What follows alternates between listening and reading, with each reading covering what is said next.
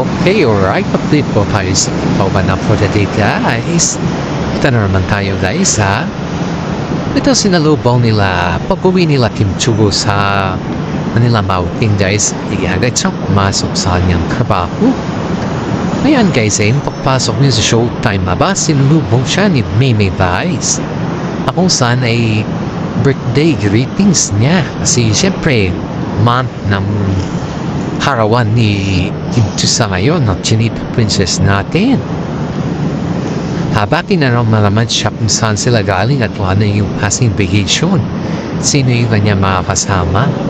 Pero in fairness, si Kim Chu dito, guys, tuwang-tuwa sa mga tanong ni Vice Ganda dahil nakita nga naman siguro yung conservative Vice Ganda sa pagtatanong. Haba, si Vice Ganda namimilagro na naman sa pagtanong kay Kimi. Kaya itong si Kimi, guys, is alam niya na makusang patungo yung tanong ni Vice Ganda sa kanya ay medyo tila hindi niya masyadong sinagot ng diretso dahil alam niya naman na sana ipatutunguan ng kanyang tanong.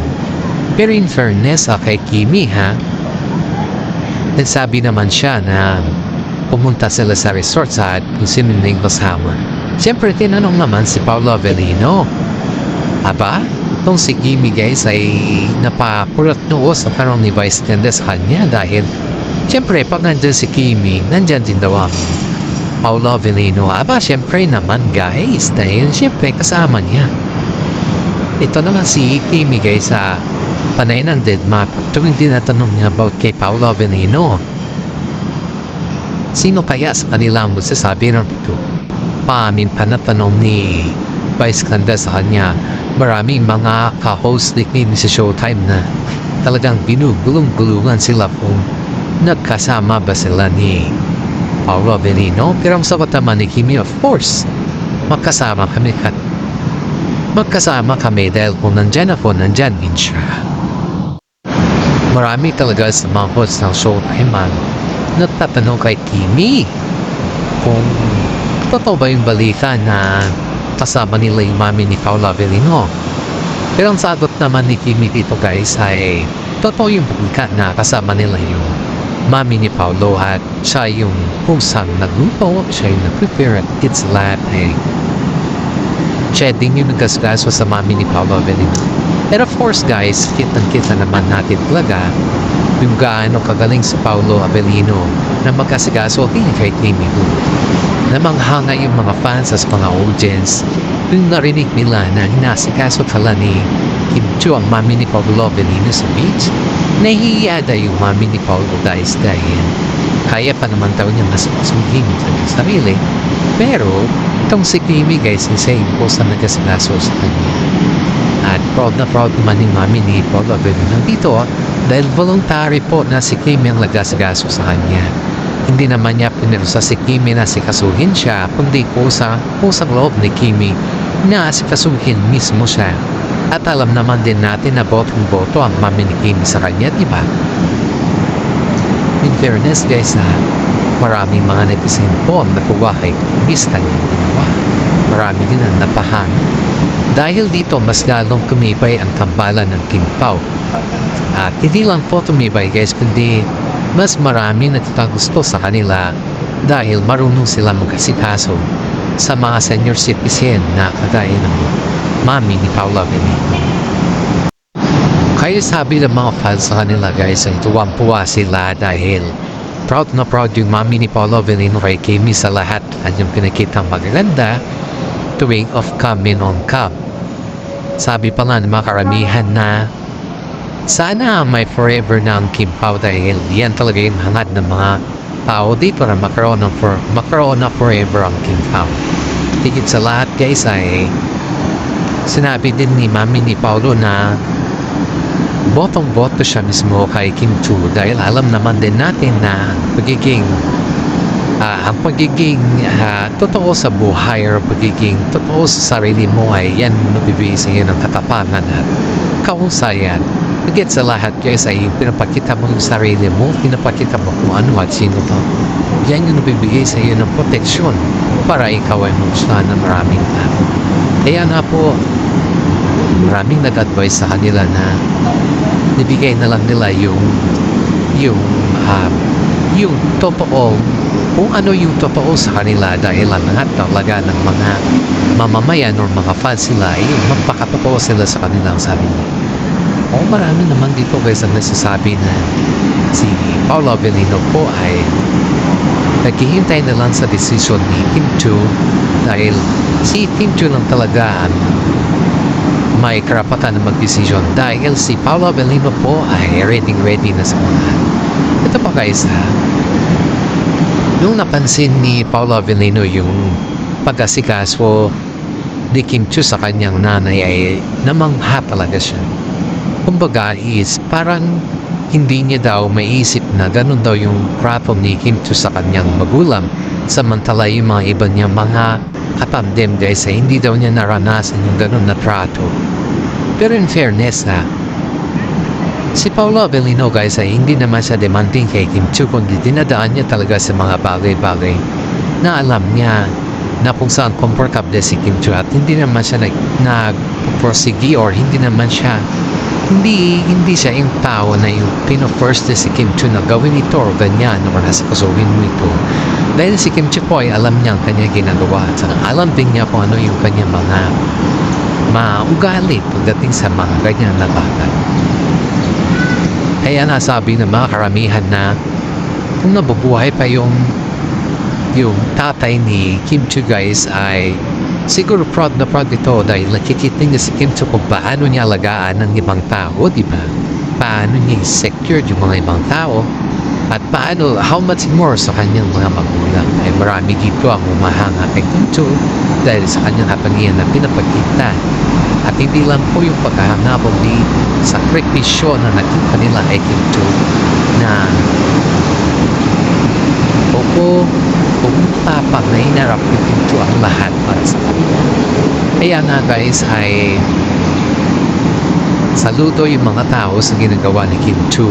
Saludo din si Kim Chiu sa kanila dahil puso ko silang may ibabahagi ang kanilang mga kaalaman tungkol sa pag-alala sa mga. And of course guys, ito pa, ayun dito sa ating mga legit na sources nung nakaraang bagyo pala guys, ay syempre maraming nasalanta na or maraming nadaanan ng bagyo dito, maraming nagkanda problema o humingi ng tulong, ay isa pa lang Kim Paudo na nagbigay or nag-donate ng charity nila.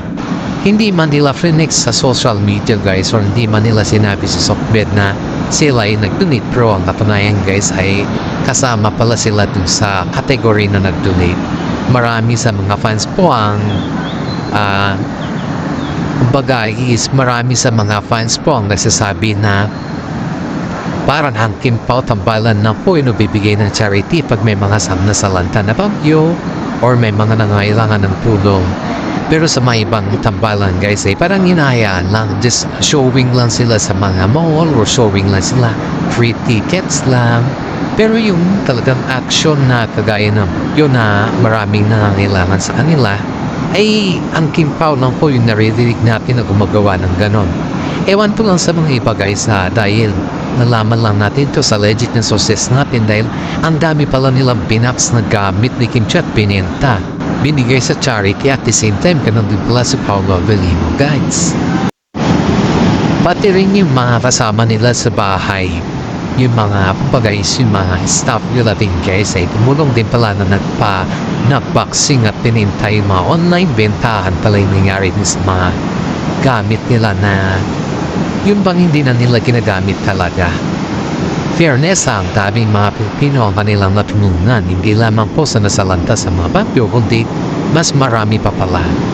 Hindi lang natin alam guys na sila ay kasali din para sa mga maraming mga charity dito. At hindi lamang po pala charity guys, kundi napapatayo rin sila ng mga basketball court, gano'n. Tumutulong sila sa mga kabataan na kung saan ay gusto nilang may mga project sila. Samantala kasi nila yung kanilang kasikatan. Dahil ang kanilang kasikatan guys ay pag yan nawala, mawawala din ang lahat. Pero in fairness dahil sa kanilang kasikatan at kausayan sa pelikula, ang dami na din ng mga sa kanila. At hindi lamang po yan guys, ang dami na din nilang natutulungan. Kaya nga po ang sabi ni Mami ni Paolo Avellino na hindi lahat ng hindi lahat ng bagay kailangan isubmit. Hindi lahat ng mga bagay ay kailangan i-show sa lahat ng mga publiko dahil pag iyan ay sinushow mo sa lahat ng publiko baka sabihin nila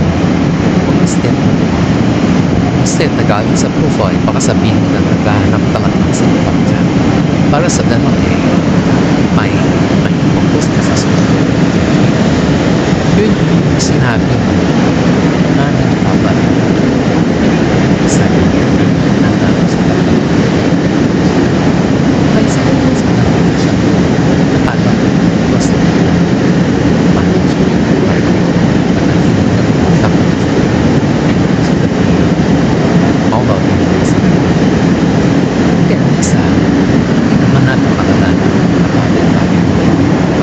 walang nagsasabi sa saka hindi din natin malalaman yung mga bagay-bagay na wala na natin sa lamin sa dami ng hindi tulay na pagka sa dami ng mga tulay na nagsasabi na sila at saka si Paolo guys tutulong din sa mga school feeding ganyan guys sa mga pambata pa lalong-lalo na yung mga may sakit na bata, yung mga disabled na bata. Yun lang, especially yung mga special child, ang dami pala nilang tinutulungan guys ha. Ayon dito sa ating legit na sources. Pero pag tignan lang natin sila parang sa submit lang, mga flex na nila yung days na sun, kapanding lang. Pero yung pagtulong nila, minsan hindi mo makikita na finex po nila yung ito yung pinakamaganda dito guys ay yung hindi nila flex yung kung sino or anong mga klaseng tulong yung binibigay nila, hindi po nila yung flex na kumbaga is nalalaman mo na lang or naririnig mo na lang sa mga kasamahan nila na ang dami na pala nilang tinulungan. Akala ko nga nun guys ay yung ginagawa lang nila ay parang kumbaga is just a show for content only. Kasi marami kasi dito guys, hindi ko naman nila lahat. Hindi ko naman sinasabi na lahat ng mga content creator ay ginagawa yung ganun.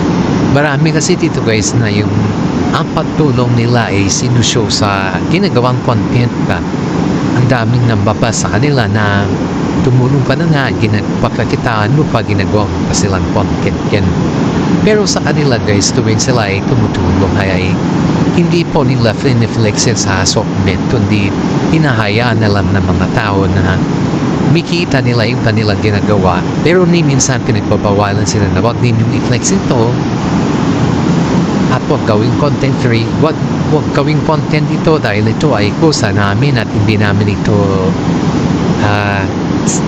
it's not about the show, sabi nito. Ito ay kusa namin, kusa kami tumulong sa mga nangangailangan ng punong dahil mas maraming blessings, mas marami din yung matutulungan. Kaya na kami pinagpala dahil kami ay isang instrumento na tumulong din at ibalik din sa inyo yung mga bagay-bagay na na-achieve din namin. Yan po yung salita ni Kim Chiu guys nung may isang content creator na nag-post ata sa kanila na parang secret videohan ba. Hindi naman nagalit si Kim Chiu pero sinabihan lang na wag i-flex at wag i-post dahil baka kasi sabihin ng mga ibang tao na ginagamit yun para sa kanilang kasikatan. Dadako na naman po tayo kay Paolo Avellino guys na kung saan ay pagpumay ni Paolo Avellino ay agad po siyang nag-workout sa kasi siyempre pag galing ka sa vacation ang dami mo talagang kakain dyan at ang dami mo talagang tataba ka ng konti ba so kailangan niya mag-exercise at kailangan din niya magpa-quiz. Ang sabi nga na mami yan na kung kinakailangan ay magpahinga din siya ng content dahil ang dami niya na kasing mga trabaho sa ngayon at parang wala na kasi siyang oras sa kanyang sarili. Bihira na lang daw si Paolo Avellino na kumbaga guys is na-miss siya ng kanyang mami and bihira na lang itong nakapanding nila at that time pa hey mga holidays lang ni banding nila. Pero in fairness kay Mami, naiintindihan niya naman si Paolo Avellino dahil sa klase ng trabaho kung sinabak niya yun. Ang dami nga nagsasabi na maswerte si Paolo Avellino sa kanyang mami dahil hindi siya pinipressure about sa gastusin eh. Hindi siya yung tao na sinasadya or napaparamdam sa about sa gastusin sa bahay. Pero itong si Paolo Avellino guys ay kusa naman ito nagbibigay sa kanyang mami kahit hindi na nagsasabi. In fairness daw ayon dito sa ating legit na sources si Paolo daw po ay hindi na kailangan humingi yung kanyang mami sa kanya. Kundi siya na daw yung kusang nagbibigay sa kanyang mami kung ano yung mga gastusin ba. Kusa na daw siyang nagbibigay. Proud to proud nga yung mami niya dahil hindi na kailangan na magsabi pa yung mami niya sa kanya. Talagang kusa siyang namimigay guys. Kaya ang sabi ng mami niya, he is responsible na daw si Paolo sa ngayon. At dati naman na responsible si Paolo noon pa kasi simula pala nung nag-start si Paolo Avellino sa pagiging showbiz ay tumutulong na pala ito sa kanilang pamilya. Pati nga yung mga kapatid niya na nag-aaral kasi pinapag-aaral niya din siya din yung pagulong dun sa kanila. Kaya na ang dami nagsasabi na parang si Paolo Avellino sa kanilang pamilya is breadwinner noon. Bago kasi sumapak si Paolo Avellino sa pag-aartista guys ay na-discover siya ng isang management at nakitaan na sobrang husay niya. Sa pag-aartista. Kaya maraming humahanga sa kanya guys eh. Maraming humahanga sa kanya sa husay niya. Pero yun nga lang kasi guys, yung simula sa si Paolo Avellino lalo sa artista, hindi pa nila alam kung sino yung itatampal nila sa kanya tumating sa time na crush niya na si Kim Chiu noon. Yun talaga yung crush niya si Kim Chiu. Simula pa yan guys, simula pa yan noon. Si Kim Chiu talaga yung crush niya. Pero in fairness kay Kim Chiu kahit alam niya na crush siya ni Paolo Avellino noon at silap ni siya, ay parang hinayaan niya lang na si Paolo po ay maging tagahanga niya na lang. Hinayaan niya lang, hindi sa yun. Nagpakitang gilas, hindi po sa ganun, hindi po kagaya ng mga iba na pag-alam lang, crush nila yung si babae ba? Yung gusto makatampal si babae. Crush na crush of matagal na. Yung pang kapit tuko na. Pero si Paolo Avellino guys ay hindi niya sinasamantala yung ganun kahit break up na sila ni Ian Lim. Walang pananamantala na maririnig mo sa part ni Paolo Avellino. Kaya palagi naman itong ina-advisean ni mami niya na huwag samantalahin yung mga bagay-bagay na alam niyan ikakapahamak din niya. Pero in fairness guys sa pamilya nila Paolo Avellino si Paolo yung pinakamalaking ambag sa kanilang pamilya yung dito sa kanyang mami. Si Paolo din parang medyo mama's boy sa kanila. Si Paolo daw yung mama's boy sa kanila eh. Halos kasi si Paolo guys ay siya na kasi yung nagiging padre ni pamilya sa kanila kahit na sa guys kahit accountant ng mami niya may mga sahod. Siyempre sa government din naman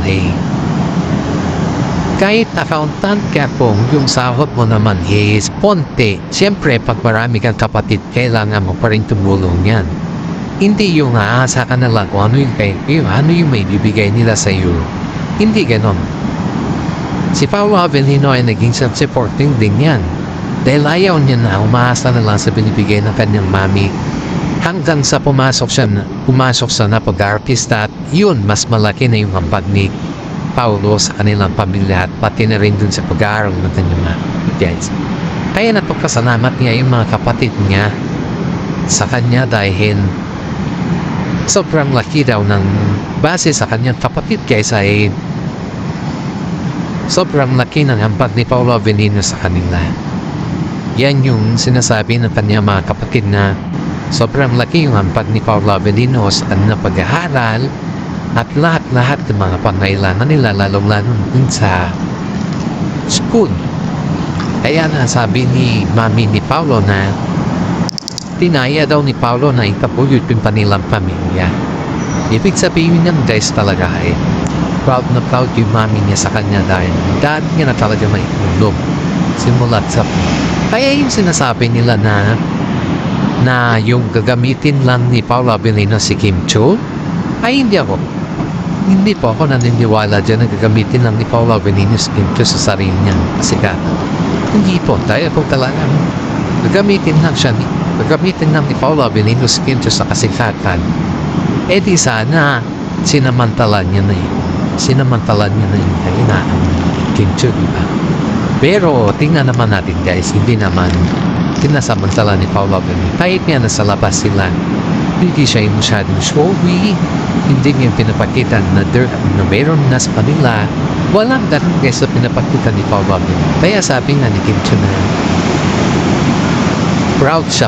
proud siya kay Paolo Abilino dahil hindi siya yung towner na nanamantala. Ken, shout out mo po na natin ng mga senior citizen dyan na nanonood sa atin. Kumusta naman ang holiday ninyo, madam, sir at madam, ate, kuya dyan. Kumusta naman mga holiday natin? Sana nag-enjoy po tayo dahil lahat naman po tayo kailangan mag-enjoy pagdating sa mga holiday ganito dahil family bonding po. Shout out sa mga senior na sumusugod at palaging nanonood sa ating update. Maraming salamat sa inyo dahil sabi kayo sa mga fans ko gusto mo sabay-bay sa ating YouTube channel. Maraming salamat guys at God bless po sa ating lahat.